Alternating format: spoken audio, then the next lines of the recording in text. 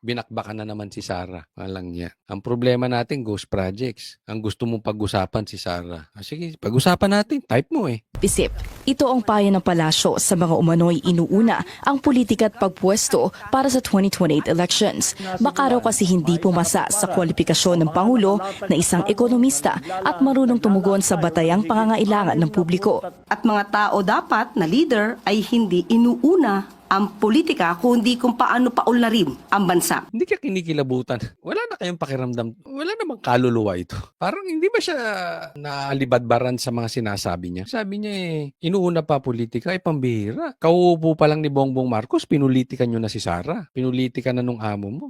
Tapos sasabihin mo pa, ang iisipin, ikakaunlad ng bayan, pambihira. Nagtaasan ng presyo ng bilihin. Nagbaha-baha dahil sa ghost projects. Tapos tumatanggap ng maleta si Bongbong. Ikaw pa may gana magsalita ng ganyan. So sa mga Ano kaya tingin nyo dito kay Claire? Sige nga, may pakilagay sa comment section. Hindi na kaya tinatablan to ng hiya? nangunguna o inuuna ang pamumulitika sa ngayon, mag-isip-isip at baka hindi kayo qualified. Matapos sabihin ni Pangulong Bongbong Marcos na mayroon ng nilalapitan at naiisip ang administrasyon bilang potensyal na presidential bet, humirit ang Malacanang na bakas ang diplomasya kay PBBM sa latest engagements nito kasama ang mga dating katunggali sa pagkapresidente. Pink socks, Pacquiao memorabilia, pagpapakita ng pagkakaisa at pagtutulungan kahit anong kulay ka pa.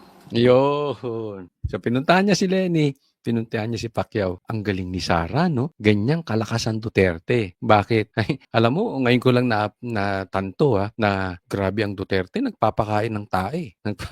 Pasensya na sa mga kumakain. Nagpapakain ng suka. Pinakain niya si Bongbong ng suka, di ba? Galit na galit siya dyan kay Lenny. Nag-declare lang si Sara. Bigla niyang pinuntahan si Lenny. Nag-declare lang si Sara. Bigyan naman siya nagpunta kay Isko. Nag-declare lang si Sara. Nagpunta naman siya kay Pacquiao. Ang lupit. Kinain mo lahat ng suka mo. Pero yan ang style ni Bongbong, makiki-unity. Kasi hindi niya kayang manalo ng on his own. Tapos, pag hindi ka na kailangan, gagawin kang parang basura. Pero may tanong ako, kasi dati pa yan, nasa na si Bongbong Marcos? Tinago na? Tinago niyo si Bongbong? Ang laki nung bintang sa kanya, ang laki nung paratang sa kanya, pero si Claire na naman ang sumasagot. Tinago niyo si Bongbong? Or tinago niya na yung maleta? Busy siya kung saan niya itatago yung mga pera. Baka kung kani-kanino ipapangalan, baka yung mga properties niya, ililipat ng pangalan, hindi natin alam. Bigla na namang nawala. Ay, naku Claire. Tinago na o tumago na si Bongbong Marcos. Sa pagkikita ni na Pangulong Marcos Jr. at Mayor Leni Robredo sa Naga City at sa pagkilala sa ambag ni former Senator Manny Pacquiao sa larangan ng sports, ipinamalas ng tatlong leader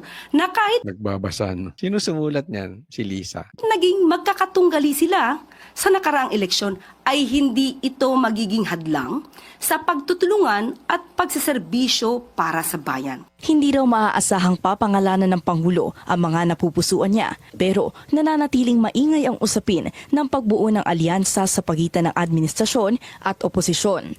Sa pinakahuling pagkikita ng mga lokal na pamahalaan, spotted sa social media post ni PBBM ang litrato nila ni Naga City Mayor Leni Robredo sa nasabing event. Ito wala talagang bayag to si Bongbong. Pasensya na po walang paninindigan talaga to si Bongbong.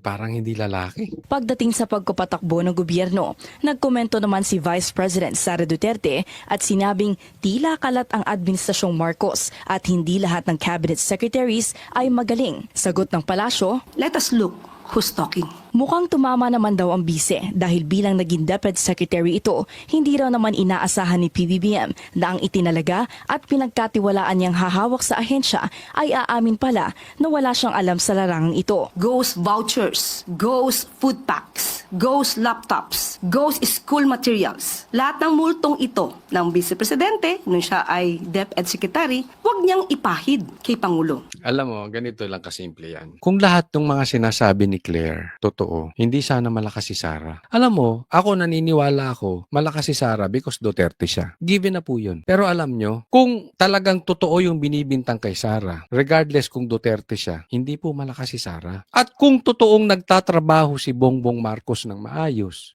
nakakalimutan na ng taong bayan ang Duterte. Alam niyo ba kung bakit until now malakas ang Duterte? Dahil yung iniwang legasya ni PRRD na i-compare sa ginagawa ni Bongbong. It's just like night and day, araw at gabi. Ganun ang difference, ang layo. Pero kung ginawa ni Bongbong Marcos ang dapat niyang gawin, yung dinoble niya, triniple niya yung ginawa ni PRRD, makakapurma ba si Sara? Tapos ganyan ang bintang nyo kay Sara? Hindi na makakapurma si Sara. Kaya lang kasi, hindi totoo yung bintang nyo kay Sara at adik yung presidente at hindi nagtatrabaho. Kaya nananatiling malakas si Sara. Mahirap bang intindihin yung bilang abogado? Lahat daw ng kalat na ito ng bise, winawalis ngayon ng administrasyon ni Secretary Sonny Angara.